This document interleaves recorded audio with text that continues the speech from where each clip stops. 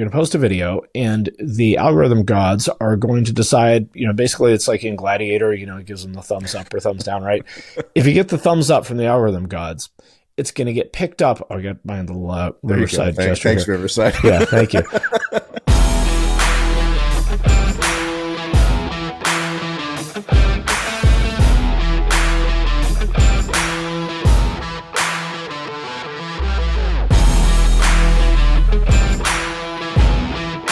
Welcome to Digital Hospitality. I'm your host, Shawn Walchef. This is a Cali BBQ Media production. We believe that every business, especially brick and mortar businesses, need to be digital first. We also believe that every business is in the hospitality business, whether they know it or not. We started this crazy show back in 2017 when no one was listening. It was a barbecue-focused podcast about marketing, about sales, about entrepreneurship.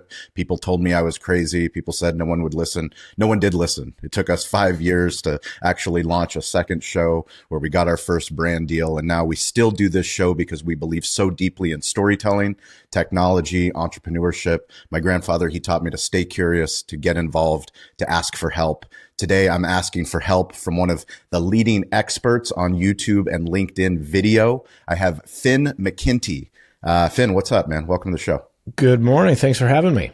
I'm really excited to share with our audience tips about LinkedIn. We are very bullish. We have a B2B media company, so we do a lot of content for companies like Toast in the restaurant space, Restaurant 365, Uber. We're very fortunate that we've been able to build deep relationships without big followings. I think that's one of the biggest unlocks for me as a B2B creator is understanding I don't need to have, you've amassed over 1.1 million followers across YouTube, Instagram, all of the platforms. And we're going to talk about how you did it. But more importantly, let's start with why are you focusing now so heavily on LinkedIn? Well, a lot of people know me from YouTube. Like you said, I have a decent sized following on YouTube and Instagram. Decent sized following to 760,000 or more. I mean, there's always somebody bigger. You know what I mean? Like if you got 130 million views, you're being humble. Let's go. You built two legit channels. Yeah, I mean, it's legit, but my point is, no matter who you are, there's always, whatever you climb. I mean, every entrepreneur listening knows this. You climb one mountain, and the first thing is like, oh, look at that one over there. Yep. So whatever. A lot of people know me from YouTube and whatnot, which is awesome. I'm grateful for that. But I never wanted to be a YouTuber, quote unquote. I've never really thought of myself as that. My career has been in product design and marketing for the past 25 years. Excuse me. I'm just getting over being sick. So, to me, the YouTube thing was sort of a side quest that ended up becoming a lot bigger than I ever thought it would be. I started doing it, kind of what you said, as I was just like, well, YouTube is obviously where the attention is now. As a marketer, this is something I should understand. So I started a channel. I thought, if I get to a place where I'm getting 2,000 to 5,000 views per video, like that'd be cool. If I got 10,000 subscribers, that's enough for me to feel like I understand this platform. And it ended up getting much, much bigger than that. And so I kept doing it because I figured, well, it'd be dumb for me to stop now. And then eventually got to a point where it's like, I kind of want to get back to like focusing on the thing that, I actually do. And, that's product design and marketing. And so that's why I'm focusing now on LinkedIn because, like you said, if you want to do business with other entrepreneurs, LinkedIn is the place to do it. And I consider like, those are my people. I think, I love all entrepreneurs. I don't care whether you have a SaaS company or you sell gravel to the, school board. It doesn't matter to me. I love and respect anybody that can make it happen for themselves. Like, I don't care what you do. It's hard. Like everything is hard. And so that's why I'm kind of focusing on LinkedIn now. What do you think is the difference between B2C marketing and B2B marketing? At a high level, I don't think it's different in the sense of, at the end of the day, the person on the other side of this purchase is a human being. Yeah. Like we like to tell ourselves that B2B is different because, we tell ourselves that they're making some sort of hyper rational decision and looking at spec sheets and comparing this to that. And, maybe there's a little bit of that, but at the end of the day, the person, the person who's making this recommendation is, number one, concerned about their career. Like they don't want to, let's say you're choosing whatever, like enterprise, a new CRM, or you're responsible for picking a CRM for your company. Yep. You don't want to look dumb. You don't want to sign the company up for something that is going to end up, being a disaster in a year. And you also, and you also, it's just, there's a lot of the like human stuff, like whatever, maybe the director who's going to sign off on this knows somebody at this other, at one of the companies. And it's like, there's clearly a lot of pressure for you to do business with them. And you're like, I don't really think it's the best product, but that's what the boss clearly wants to go with. So I'm not going to rock the boat. Yeah. So my point is that, I actually don't think they're as different as people would like to think that they are. I think at the end of the day, humans make decisions for, a lot of, I don't want to say irrational, because I don't think they are irrational.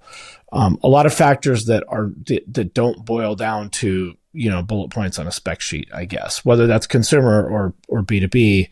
This is not how people work. Tell me about LinkedIn Shorts. What have you been? I've seen a lot of your posts. You're, sharing, building in public. One of our favorite things to do as creators, especially on LinkedIn and in the B2B space, is just, entrepreneurs, business owners.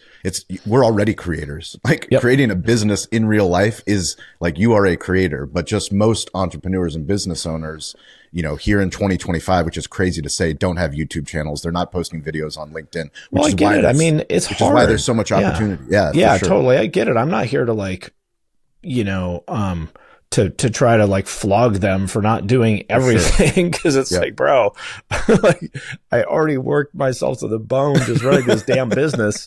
Now you're telling me I have to be active here and here and here and here. Like, come on. Yeah. So I totally get it. That said, there's obviously an opportunity. It's like, like anything else in business, getting out of your, comfort zone is probably going to be a little bit, difficult, but once you get there, you're going to be like, man, I'm sure glad I did this, right? Because, it's like anything else. You grow your business. Now you can delegate, you can hire, revenue makes almost every problem disappear. Not all of them, but most of them. So shorts on LinkedIn. In general, I am actually not a big believer in short video, but I am a believer in in video on LinkedIn, not because it'll help you grow, because that doesn't really happen as much as people think it does. It's like sort of the narrative is, so if you post short videos on LinkedIn, you're going to blow up because the algorithm loves it. Not really true, which I can get into. I don't know how much you wanted to get into the weeds there, but I would love to. We have a strong LinkedIn community and audience of creators that post all different types of content, and obviously leaning much more into video. But anything that you've learned specifically with LinkedIn since their shift and focus, we would love to get into that. Sure. So what probably a lot of people have seen is that, obviously LinkedIn is emphasizing video. And the way that works in practice is that you're going to post a video and the algorithm gods are going to decide, basically it's like in Gladiator, it gives them the thumbs up or thumbs down, right? If you get the thumbs up from the algorithm gods, it's going to get picked up. Oh, I got my little Riverside gesture. Thanks, Riverside. Yeah, thank you. If it gets the thumbs up from the algorithm gods, it's going to get picked up in that, whatever their version of the For You page is, like, on TikTok. So it's the suggested videos or, all the places it goes. And if it does that, it's going to get in front of a lot more users on LinkedIn, which is cool.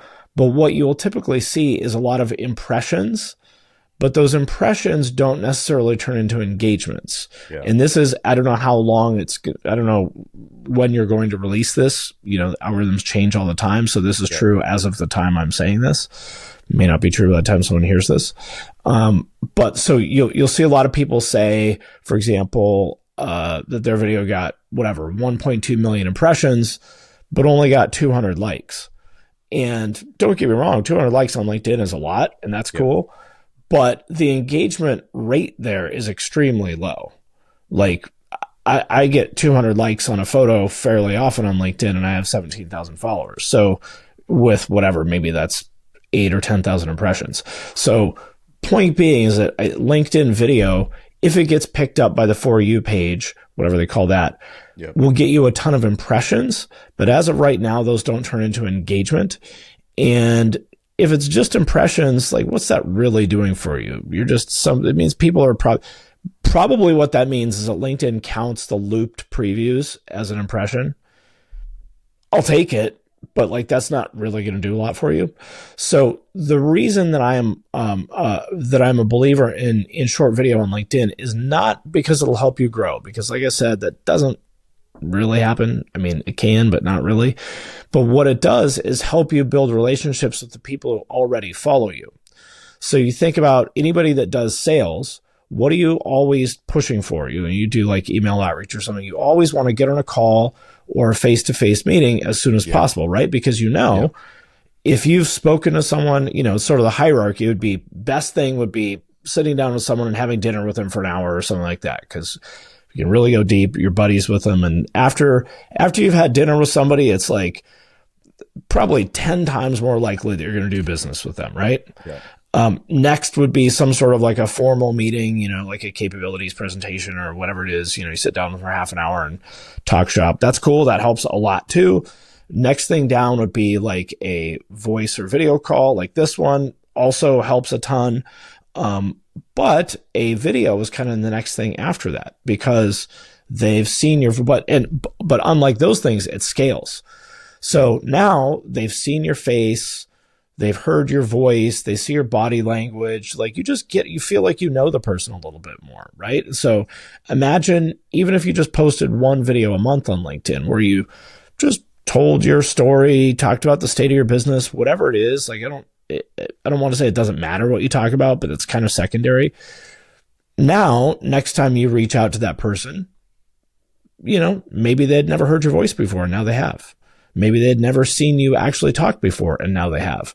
So what do you think the likelihood that when you DM that person or email them or run into them at a conference or something like that, what is the likelihood that you're going to do business with that person? Way higher, right? Yeah. So that's how I think about video, is not like a growth tactic. It's a relationship building tactic that scales way more than lunch meetings. How many lunch meetings can you have a week? I don't know. Not that many, 5. Right. Yeah. But this video could reach 1,000 people. And, you might think 1,000 people isn't a lot, but, compared to 5 lunch meetings, it is. So we have a lot of business leaders in the hospitality space, restaurant space, content creators, sales professionals, marketers that watch this. What advice do you have as far as cadence of shooting your shot, putting videos up? How many videos are you posting a day, a week on LinkedIn specifically? I do 1 a week on LinkedIn. One a week. Yeah. Which I would say is I think that's a lot. Yep. It's easy, but I made 1,200 videos on YouTube alone. Right. How many were you releasing a week? 4. 4 videos at the peak. Long form. Yeah. Typically, how long were each video? 20 to 30 minutes. How long did it take you? Was it just you, or did you have a team? I had a team for sure. Yeah. No, absolutely no. Like one of those is scripted. The other are like clips from live streams. Yep. The other 3 are clips from live streams. So I spent maybe 10 hours a week, to create that. But that's with a scaled team and a lot of experience and all that stuff. Like if you're new to video, don't think you should even try to do that out of the gate. That would be crazy. Like walk before you run. I can do 1 video a week on LinkedIn, even though I do edit those myself because I've done so many videos. So if the video is going to be a minute and a half long, it takes me 5 minutes to shoot that. That's it. And I don't script them. I just write 3 bullet points or something, hold up my phone and record it. And then I ramble for 4 minutes, edit it down to a minute and a half, and I'm done. But that's because I'm a black belt. Like I've been doing this for a long time. If you're a white belt, don't expect it to be that easy. It will be eventually if you keep at it. So I would say, the answer to how many videos a week, it depends on a lot of things, like how comfortable you are with video. Do you have a team? What other responsibilities do you have? I don't know the answer to that, but just start with 1 and just see how that goes.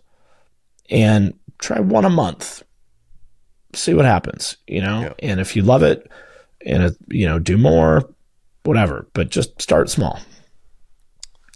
In your LinkedIn profile, it says, make the internet nice again. Yeah. How are you going to do that? I mean, obviously, I'm only one person. I with a, modest following on LinkedIn, but I want to create a space where it's okay to be sincere. And like, it's not a contest of who can be like the most cynical and snarky and sarcastic and dunk on stuff the most, because that's sort of the default on a lot of, social media. It's like, oh, who can drop the spiciest zinger in the comments? And I get it. Like, I laugh at those too. I'm not here to say that I'm better than that or whatever. I get it. But it's not what I want, for my piece of the internet. For one, because like, I'm just like exhausted by it. Yeah. And number two, like, that's not interesting to me. Like, I want to build stuff myself and help other people build stuff. And I just don't really think that like cynicism and sarcasm and irony and snarkiness and stuff, I just don't really think it's helpful. And I think it really discourages a lot of people from participating who don't have that thick of a skin. And that's fine. Like, it's not a bad thing. Like, people might take that as like a criticism. It's not. Like, it's normal. Like, if you see people being, super snarky in the comments and you're like, man, I don't want any piece of that. Like, that's normal. That doesn't mean that you're a snowflake or anything like that. That means you're an adult that doesn't want to spend your time arguing with people on the internet. And so I just want to make a little corner of LinkedIn, at least, where, you can be sincere and nice and not worry about people judging you and dunking on you. Are you surprised by the feedback of how many people are upset or shocked that you quote unquote quit YouTube? Which, I mean, you're helping business owners on YouTube. So technically not quitting on a platform, maybe creating your own content on the platform. Yeah, I mean, that seems like a little bit of the magnitude of that response seems a little bit out of line to me, but I don't get to decide how other people feel. So if that's how they feel, that's how they feel. What advice do you have about YouTube specifically for business owners? The thing to understand about YouTube is that it is a consumer entertainment app. So it has 2.7 billion monthly active users, which means like literally everybody is on there. Is your audience like, is it mostly brick and mortar type business? A lot of brick and mortar. No, we have digital agencies as well. Well, let's say that you're an agency and the type of people who usually hire you are CMOs. And you might think, well, we'll make some videos for CMOs, put them on YouTube. CMOs will see them because everyone is on YouTube, right? And CMOs will see them and they'll say, these guys are so smart, let's hire them. That could happen, but it probably won't because, like I said, YouTube is a consumer entertainment app. So is that CMO a YouTube user? For sure. But when she's on YouTube, she's probably watching stuff about, whatever, like Formula One or gardening or whatever it is that she's into. She's probably not here to go watch a product demo about some new, like, attribution modeling software. Product demos don't do well on YouTube. Right. I mean, it seems obvious, but this is how most people use YouTube, as just a dumping ground for whatever random videos they have, like some, oh, here's a keynote that our CEO did at some conference that nobody cared about then, and they're definitely not going to care about it on YouTube. Or like, here's a webinar. Like, just why would nobody is going to go on YouTube and watch your webinar. This is not going to happen. Like, this is why, like, think about how hard it is to get people to show up to your webinar. So like, hard. Yeah, they're not going to like see it on YouTube. Like, oh, wow. Suddenly people are dying to watch your webinar. It's not going to happen. Yeah. So, think of it in that context. So I like to think of it as niching up. So let's say that you're, I don't know, a flower shop or something like that. And number one, you need to understand that YouTube is a global audience. So if your product is like geographically limited, it's not necessarily the best fit for you. In other words, like if you're a flower shop and you only do business in the Seattle metro area, yep. Is it going to help you get a bunch of views on YouTube? Maybe, but I don't know. If someone, you know, if someone in Kansas City watches your YouTube video, but they can't do business with you, maybe YouTube isn't the best fit for you. But let's say you're a flower shop and you have some sort of a whatever monthly subscription product that you'll send anywhere in the world. How would you tell that story? Like, how would you get somebody to care about it? You know, I would think of it as like, I mean, there's a lot of different ways this could go, but imagine that there's a reality TV show about your flower shop. Yeah. Make that your YouTube channel, you know, where Shawn is the owner of the flower shop and whatever. He's the doofus dad that, you know, can't get anything right. And his wife is the brains of the operation. And, you know, their daughter, you know, is working there while she's in college, and she's got her own storyline about how she, you know, wants to get this degree because, you know, that's what her grandma always had her, you know, whatever it is, like a storyline. And then just trust that along the way, you're going to talk about your product in a way that makes sense. For example, let's say that you and your wife are, you know, your wife is telling you that you need to get more organized. And she's like, see, I told you that you needed to pack all these orders. Like, we've got 75 new customers for our subscription box. And I told you these needed to get done by yesterday, and half of them are still not done. What's wrong with you? And you're like, well, I'll get them done today and I'll send them. Okay. So now in the context of people watching this, you know, argument between you and your wife, yes, they learned that you have a monthly subscription box and that 75 new people joined it last week. And I go, oh, well, that sounds interesting. What's that? And maybe they'll see, you know, she'll be like, this is pretty simple. You put here, this, and this goes in the box, and then we send it out. And then you just showed them the contents of your product, right? So that's just one totally hypothetical example. I'm not saying that's the template, but you understand how different that is than like introducing our new monthly subscription box. Nobody's going to watch that. It's not a commercial. How do people work with you? You have a lot of client testimonials. You've helped people with LinkedIn. You've helped them with YouTube. How do people work with you?